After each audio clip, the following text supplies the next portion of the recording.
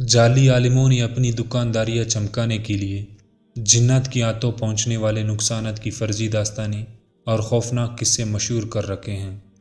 इसकी बदौलत वो परेशान आल और मजबूर लोगों से भारी रकम हासिल करने में कामयाब हो जाते हैं। हकीकत ये है कि जिन्नात बिलावजह किसी को तंग नहीं करते। अमलियात के मैदान में सालिया साल की ज़ाती तजुर्बे की रोशनी में मैं इस नतीजे पर पहुंचा हूं कि सिर्फ 4 ऐसी वजूहात है जिनकी बिना पर जिन्नात इंसानों को परेशान या नुकसान पहुंचाने की कोशिश करती हैं। पहली किस्म इन लोगों की है जो अमलियात और वज़ाइफ के ज़रिए जिन्नात को तस्खीर करने की कोशिश करते हैं। अक्सर ना तजुर्बाकारी की बिना पर जब वो अमल उलट हो जाता है या मुकम्मल नहीं होता तो जिन्नात इस आमिल पर आवी हो जाते हैं और इस आमिल को मुख्तलिफ तरीक़ों से अजियत पहुंचाते हैं। जिन्नात के साया के असर का शिकार होने वालों की दूसरी किस्म इन लोगों की है जिनकी या तो गैर शऊरी तौर पर गलती से जिन्नात को नुकसान पहुंच जाता है और इस शख्स को इसकी खबर भी नहीं होती, लेकिन जिन्नात इंतकामी कार्रवाई पर उतर आते हैं और मुख्तलिफ तरीक़ों से तंग करते हैं।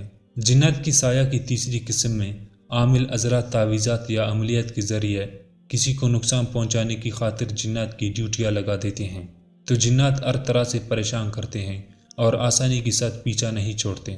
चौथी और आखिरी किस्म की नौइयत ज़रा मुख्तलिफ हैं। इसकी ज़्यादातर शिकार सिर्फ औरतें हैं। आम तौर पर जिन्नात किसी खूबसूरत औरत पर इसकी हुस्न की बदौलत मुसल्लत होते हैं, लेकिन उन्हें नुकसान नहीं पहुंचाते। अगर उन्हें निकालने की कोशिश की जाए तो सख्त मजम्मत करते हैं। इस वीडियो में जिन्नात की साया की हकीकत अलामत तफसील से करेंगे, जिसे सुनकर हर शख्स फ़ायदा उठा सकेगा। आज से 25 साल पहले का वाक़या है कि मेरे घर से कुछ फासले पर आर्मी कैंपिंग ग्राउंड थी। वहाँ चूँकि आबादी का नाम और निशान न था, इसलिए बहुत कम ही लोग इस रास्ते को इस्तेमाल करते। एक दिन मैं अपने घर के नीचे खरात पर बैठा काम कर रहा था। एक लड़का जिसकी उम्र तकरीबन 14 साल थी ज़मीन पर बेहोशी की हालत में गिरा हुआ था और तड़प तड़प कांप रहा था। इसकी माँ उसकी करीब बैठी रो रही थी और उसे समझ नहीं आ रही थी कि क्या करे। बहुत से लोग तमाशा देखने के लिए इर्द गिर्द इकट्ठे हो गए।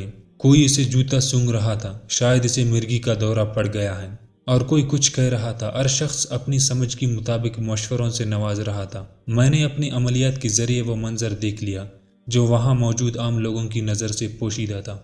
एक सिख जिन ने इस लड़के को दाएं हाथ के अंगूठे से पकड़ रखा था। इस अचानक तकलीफ की बाहस लड़का आवाज़ बाख्ता होकर तड़प रहा था।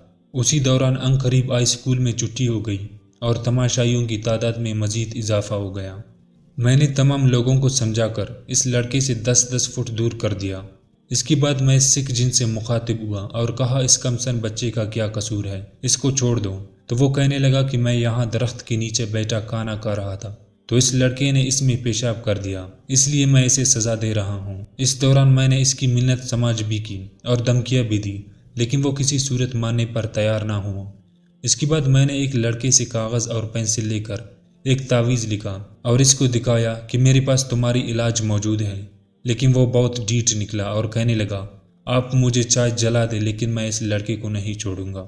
उस वक्त मेरे पास एक ऐसा इल्म था जिसको मैं मुश्किल वक्त में आखिरी हथियार के तौर पर इस्तेमाल किया करता था। यह एक ऐसा वजीफ़ा था कि कोई ताकतवर से ताकतवर जिन भी इसके सामने नहीं ठहरता था। इसका तरीका ये था कि बगल में हाथ रख कर वजीफ़ा दोहराना और फिर हाथ पर फूंक मारकर हाथ जिन की तरफ कर देना। जब मैंने आखिर में ये अमल दोहराया तो वो हाथ छोड़ने लगा कि बस और उसने दौड़ लगा दी।